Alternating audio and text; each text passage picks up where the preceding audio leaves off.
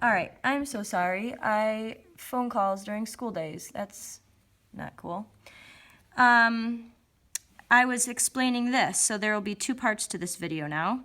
Then you go to this vertice to the edge of this, to the middle of this line, okay? And then we move to our quadrilateral, okay? Our quadrilateral, quadrilateral is this square, okay? You can do a line of symmetry here, okay, to have two triangles. A line of symmetry here to have these two triangles. You can do a line of symmetry here. Ooh, if it was right in the middle, these would all meet in the one spot in the middle.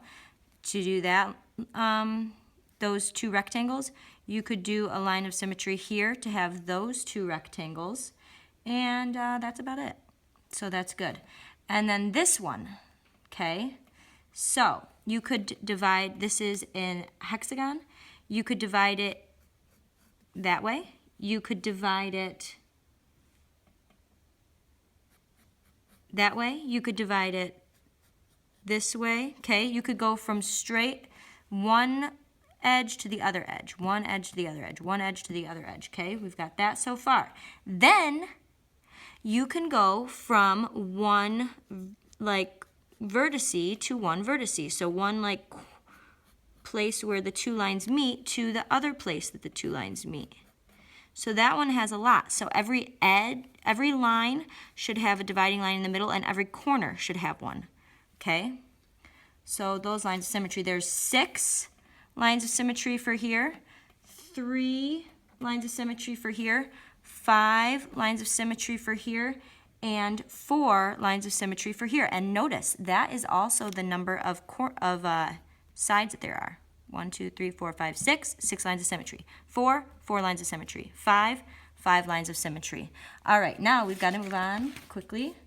Also, there's rotational symmetry. A figure has rotational symmetry if it regains its original orientation more than once during a full turn. So if I had a perfect triangle here, then I would have A, B, and C, and I could turn it.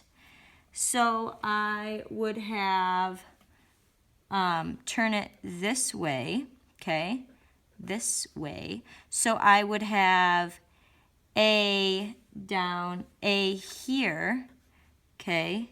A, and then B, and then C.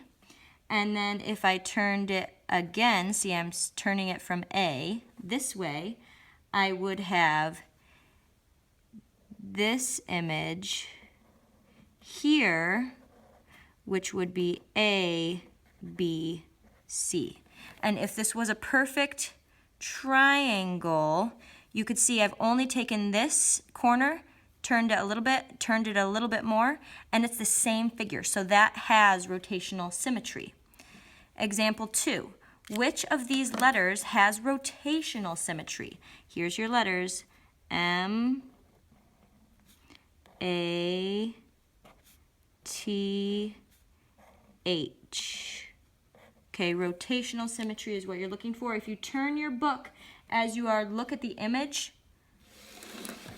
without turning it completely around, you would notice that the I has rotational symmetry. I'm sorry, it's not an I, it's an H, okay? Yeah, so that is that. And then turning back in your book to lesson 88 with this F. So we're looking at transformations again, see?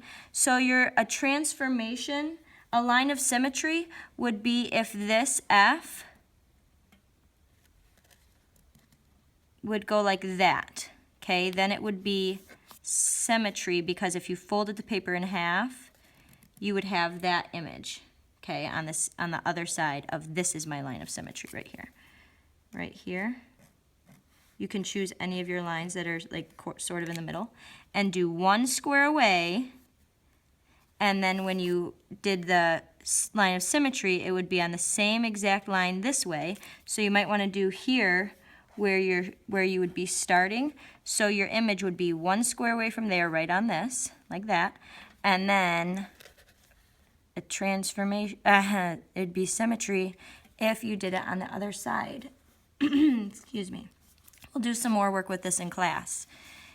All right, and back to whatever lesson we were on. Right here. All right, anyways, that is really all I have.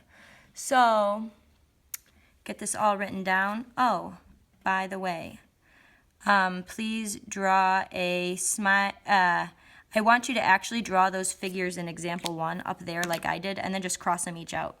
And then, of course, you have to redraw them down here so you can do it right. All right, have a great day.